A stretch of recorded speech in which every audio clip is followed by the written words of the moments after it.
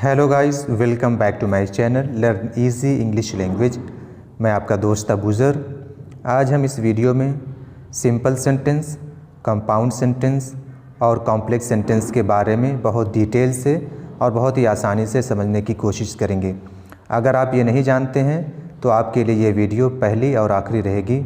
चलिए इस वीडियो को देखते हैं। सिंपल सेंटेंस, कंपाउंड सेंटेंस और कॉम्प्लेक्स सेंटेंस क्या होते हैं उसको डिटेल में देखते हैं। सिंपल सेंटेंस में सिर्फ एक ही क्लॉज रहेंगे, वो भी प्रिंसिपल क्लॉज, जिसको हम इंडिपेंडेंट क्लॉज भी कहते हैं। अगर आप क्लॉज नहीं जानते हैं तो आप मेरी पिछली वीडियो जाकर देख सकते हैं, या मैं उसका लिंक डिस्क्रिप्शन में दे दूंगा, उसको जाकर आप देख सकते हैं कि प्रिंसिपल क्लॉज क्या होता है, यानी इंडिपेंडेंट क्लॉज क्या होता है।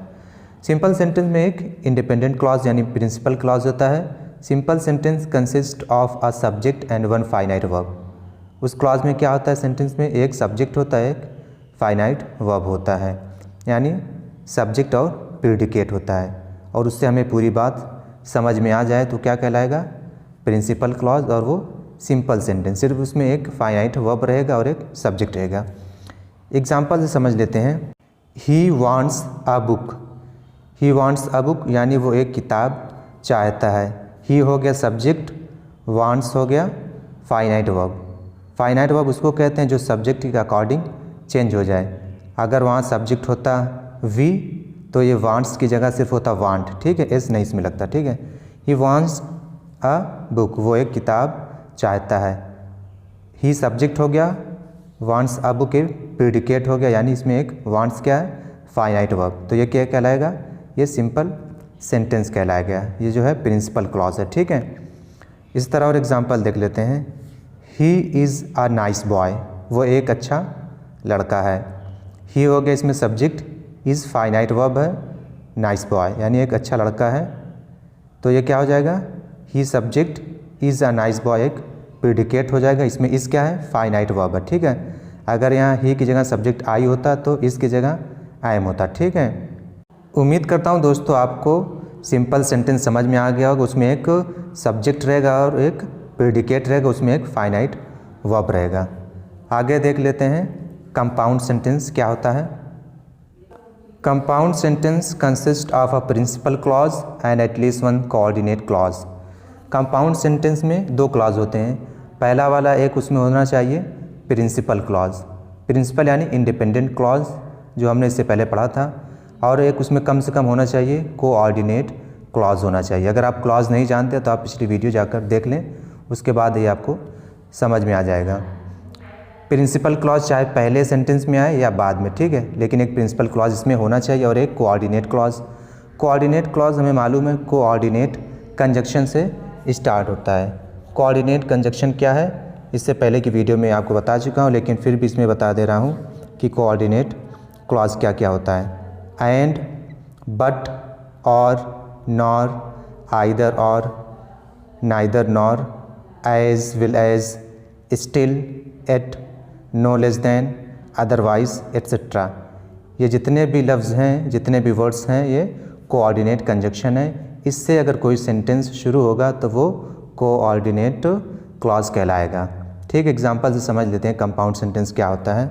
He came out of his house and shouted at a loud pitch. He came out of his house, ये एक क्लॉज हो गया, वो अपने घर से बाहर आया।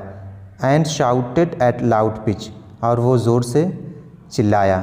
And shouted at a loud pitch, ये क्या है, ये दूसरा क्लॉज है।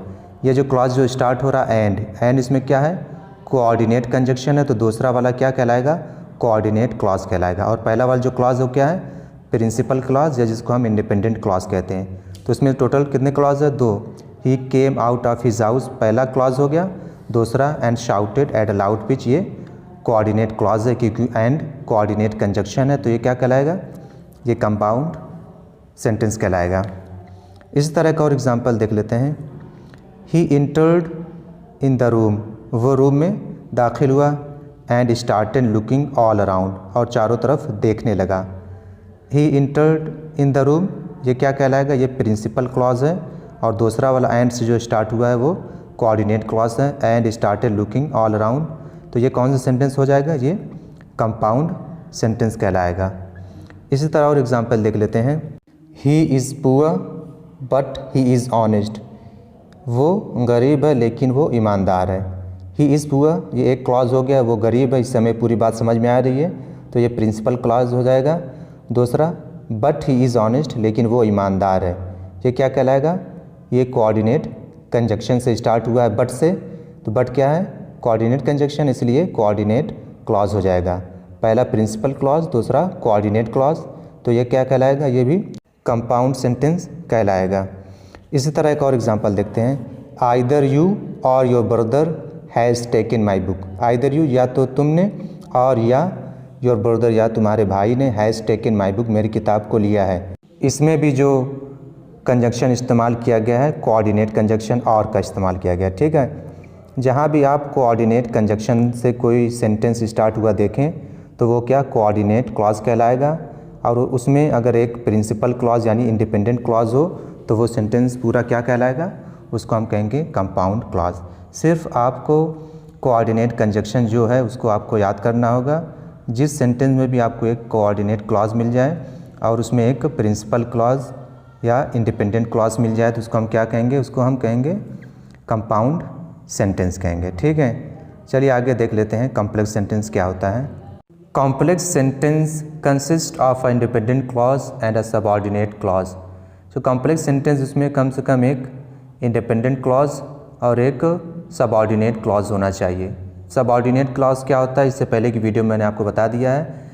जो भी सेंटेंस, जो भी क्लॉज सबऑर्डिनेट कंजक्शन से स्टार्ट हो वो सबऑर्डिनेट क्लॉज कहलाता है। Subordinate conjunction if, though, although, after, before, because, till, until, unless, as, when, where, why, how, else, then, that, since, etcetera, ये जितने भी वर्ड्स हैं सब सबऑर्डिनेट कंजक्शन है। इससे कोई सेंटेंस जो स्टार्ट होगा वो सबऑर्डिनेट क्लॉज कहलाएगा।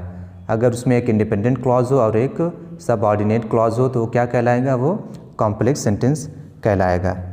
जैसे एग्जांपल से समझ लेते हैं, he will wait till you come back. He will wait, वो इंतज़ार करेगा, टिल यू कम बैक, जब तक तुम वापस नहीं आ जाते। तो इसमें ही विल वेट, वो इंतज़ार करेगा, तो ये क्या है, प्रिंसिपल क्लॉज है, ठीक है। जो दूसरा है टिल यू कम बैक, इसको हम कहेंगे सबऑर्डिनेट क्लॉज, क्योंकि ये टिल क्या है, सबऑर्डिनेट कंजक्शन है, तो दूसरा वाला पार्ट सबऑर्डिनेट क्लॉज कहलाएगा। तो ये क्या कहलाए हो जाएगा पूरा सेंटेंस, इसको हम कहेंगे सबऑर्डिनेट क्लॉज, ठीक है, क्योंकि एक प्रिंसिपल क्लॉज है और दूसरा वाला सबऑर्डिनेट क्लॉज है।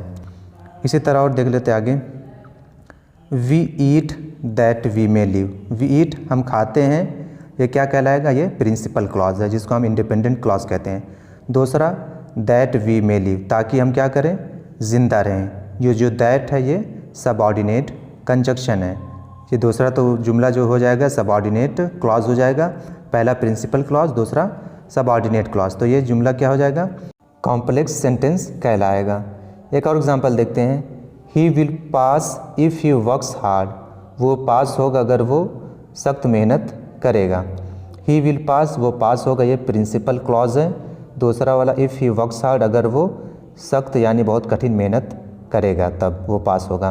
तो इफ़ क्या है, सबऑर्डिनेट कंजक्शन है, तो दूसरा वाला सबऑर्डिनेट क्लॉज हो जाएगा, पहला प्रिंसिपल क्लॉज, तो ये क्या हो जाएगा, ये कॉम्प्लेक्स सेंटेंस हो जाएगा टोटल। इसी तरह और एग्जांपल देख लेते हैं, I know why he left us. I know, मैं जानता हूँ, वाई ही लेफ्ट अस, उसने हमें क्यों छोड़ा, ठीक है। तो आई नो ये हो जाएगा प्रिंसिपल क्लॉज, दूसरा वाई ही लेफ्ट अस, ये क्या हो जाएगा, सबऑर्डिनेट क्लॉज, क्योंकि वाई क्या है, सबऑर्डिनेट कंजक्शन है, इसलिए ये कॉम्प्लेक्स सेंटेंस हो जाएगा टोटल, ठीक है। इस तरह एक लास्ट एग्जांपल देख लेते हैं, I found my watch where I had left it. I found my watch, मैंने अपनी घड़ी को पा लिया है, वेयर, जहाँ पर आई हैड लेफ्ट इट, मैंने उसको छोड़ा था। जो पहला है आई फाउंड माई वॉच, ये प्रिंसिपल क्लॉज होगा, क्योंकि इससे हमें पूरी बात समझ में आ रही है, इसलिए ये इंडिपेंडेंट क्लॉज हो गया। दूसरा वेयर आई हैड लेफ्ट, जहाँ मैंने उसको छोड़ा था, ये क्या हो जाएगा, सबऑर्डिनेट क्लॉज, क्योंकि वेयर क्या है, सबऑर्डिनेट कंजक्शन है, इसी से ये सेंटेंस स्टार्ट हुआ है। तो ये पूरा जुमला जो है सेंटेंस, उसको हम कहेंगे कॉम्प्लेक्स सेंटेंस, क्योंकि पहला इंडिपेंडेंट क्लॉज है, दूसरा डिपेंडेंट है, ठीक है। Where I had left it, ये क्या है, सबऑर्डिनेट क्लॉज है। इसी तरह आप बहुत से जुमले बना सकते हैं। सिर्फ आपको सबऑर्डिनेट कंजक्शन क्या है, कोऑर्डिनेट कंजक्शन, ये सिर्फ याद करना होगा। अगर आप याद कर लेंगे तो आपको पहचानने में बहुत ज़्यादा आसानी होगी कि कौन सा सिंपल है, कौन सा कॉम्प्लेक्स है और कौन सा कंपाउंड सेंटेंस है। उम्मीद करता हूँ दोस्तों आपको ये वीडियो समझ में आई होगी। अगर आपको कोई प्रॉब्लम है तो आप कमेंट बॉक्स में ज़रूर लिखें। Thank you so much for watching my video.